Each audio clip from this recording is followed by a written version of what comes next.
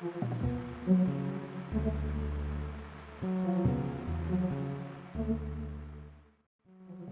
guys, welcome back to the channel. So I've showed this clip before, but I thought it was very interesting. This particular volcano called El Popo, nickname, is very, very interesting because there's a lot of UFO or paranormal or orbs or whatever that flies around this particular volcano. So I'm going to show you one or two clips tonight that's going to pertain to this. It's going to be very interesting because a lot of people were speculating that they would be bugs and stuff, but if you look at the video clips, and I'm going to show some of them down, you'll see that it's not actually bugs. So I'm not sure of what actually is going on over there, but there's a lot of activity over the last, I guess, 20-30 years at this particular volcano that people have actually caught footage of. Here's going to be a video clip coming up right here. So let me let this play real quick.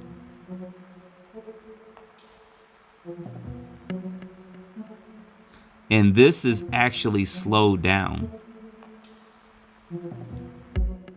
And then here it is, I slowed it down just a little bit more so you guys can see it. And this is supposed to be what they were saying, the backside of the volcano. And here's going to be another clip too. This one's actually pretty quick as well.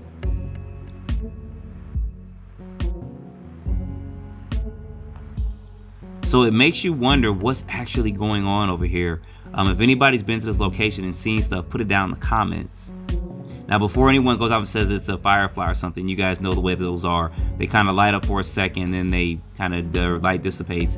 And if it was, it would look something similar to this. Normally, when you catch bugs on camera, you sometimes see a streak. That's what you guys are seeing here. So it's pretty interesting. And this next clip I'm going to show you is just another clip too from that area. I didn't get the whole thing, but actually, this is all I have, and it was actually leaving out from the volcano. They caught it real quick, and then that's there. And then this last clip is going to be someone actually that filmed it, and you're going to see their finger kind of point to it, but you'll see like a little small white orb, or it could be a small UFO or something that kind of points to it, and it just kind of just flies around. You guys see that there? And it stops. And then it's actually going to start moving to the right again. They're going to kind of zoom in just a little bit here.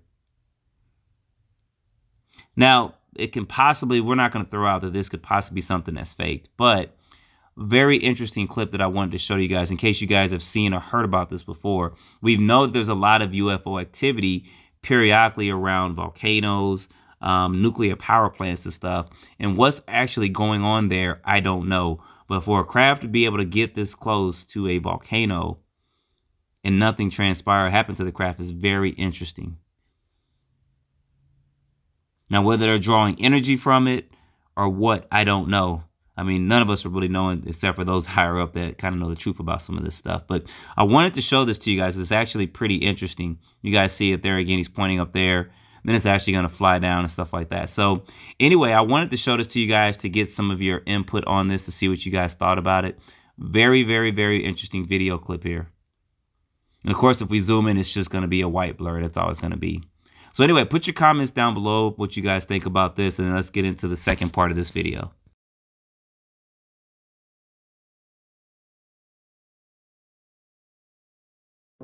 Do giants really exist? Giants have been the subject of discussion since mankind was able to record history. From the ever-popular giant from the Bible, Goliath, who stood over 9 feet tall and had 6 fingers and 6 toes, to the more popular 20th century giants that we actually have photos and videos of. Some modern-day examples would be people like Zhang Jinlin, who stood at 8 feet tall 1 inches from the province of China. Wilt Chamberlain, who stood at 7 foot 1 inches tall. We also have Andre the Giant, who stood at 7 feet tall 3 inches. Then there's also Sutton Cushion, who stood at 8 feet tall 2 inches.